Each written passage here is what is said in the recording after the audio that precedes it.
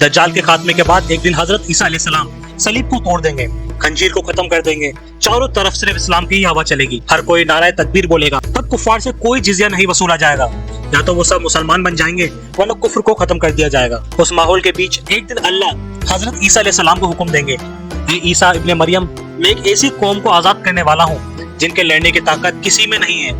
आप मेरे खालिस बंदों को लेकर कोहे तूर पर तशरीफ ले जाएं। यहाँ अल्लाह ताला जिस कौम का जिक्र कर रहे हैं वो कोई और नहीं बल्कि याजूज माजूज है। वो कौम जिसका रुकने वाला दुनिया में कोई नहीं होगा। वो जिस रास्ते से गुजरेंगे उस पर शर और बर्बादी फैलाएंगे। वो जमीन बंजर और बर्बाद हो जाएगी।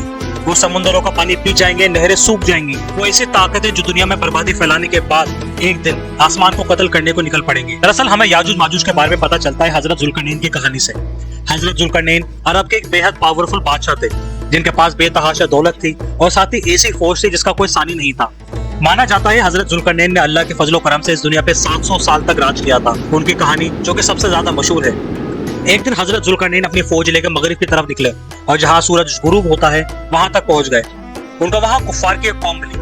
अल्लाह ने उनको इख्तियार दिया कि वो चाहे तो उस कौम के साथ सख्ती करें वरना नरमी से पेश आ जाए। तो उन्होंने नरमी का रास्ता अख्तियार किया। आपने मशरिक की तरफ सफर किया, हत्ता कि आप उस मुकाम तक जा पहुंचे जहाँ सूरज उभरता है। वहाँ पे आपका वास्ता एक कौम से पड़ा और आपने उन्हें सजा देने के बजाय नरमी का रास्ता इख्तियार किया। जब आपने जनूब की तरफ सफर किया तो आप दो पहाड़ों के दरमियान जा पहुंचे। वहाँ एक कौम ने आपसे शिकायत की कि पहाड़ की दूसरी तरफ याजूज माजूज कौम आबाद है जो उन पर हमला करते हैं, लूटते हैं और खून खराबा करके भाग जाते हैं। उस कौम ने जब हजरत जुल्करनैन अलैहिस्सलाम की ताकतवर फौज को देखा तो उन्होंने हजरत जुल्करनैन अलैहिस्सलाम से दरखास्त की कि वे उनके और याजूज माजूज के दरमियान में एक दीवार बना दें जिससे वो याजूज माजूज के जुल्म सितम से बच जाए। और इस काम के लिए उन्होंने हजरत जुल्करनैन को बहुत ज्यादा मालो दौलत की पेशकश भी की, लेकिन हजरत जुल्करनैन ने मालो दौलत लेने से इनकार कर दिया। उन्होंने लोहे के बहुत बड़े बड़े तख्तों से एक दीवार तामीर कर दी जिसकी मोटाई 60 गज थी। हजरत अबू हुरैरा रज़ियल्लाहु ताला अन्हु से रिवायत है याजूज माजूज ये दीवार तोड़ने की कोशिश करते रहते हैं। वो उस मुकाम तक जा पहुंचते हैं जहां उन्हें दूसरी तरफ की रोशनी दिखाई देने लगती है। फिर वे ये कहते हुए घरों की ओर रवाना हो जाते हैं कि वे कल आकर इसको तोड़ेंगे। अगले दिन अल्लाह उस दीवार की मोटाई को फिर से बराबर कर देता है। वो दोबारा शुरू से तोड़ना शुरू कर देते हैं। अल्लाह जब तक उनको कैद रखना चाहेगा ये सिलसिला चलता रहेगा। जब अल्लाह ने उनकी आजादी का फैसला किया उस दिन के आखिर में वे कहेंगे कि कल इंशाअल्लाह इसको तोड़ देंगे। अगले दिन वो सब उस दीवार को उसी हाल में पाएंगे जैसा कि पिछले दिन छोड़कर गए और वो उसको तोड़कर भाग निकलेंगे। मुस्लिम शरीफ की हदीस के मुताबिक याजूज माजूज ऐसे मजबूत और ताकतवर लोग हैं जिनसे कोई शख्स या कोई आर्मी नहीं लड़ सकती। उनके चेहरे ढालों की तरह चौड़े हैं और आंखें छोटी हैं। कुरान पाक में सूरह अंबिया में इनका जिक्र भी मौजूद है।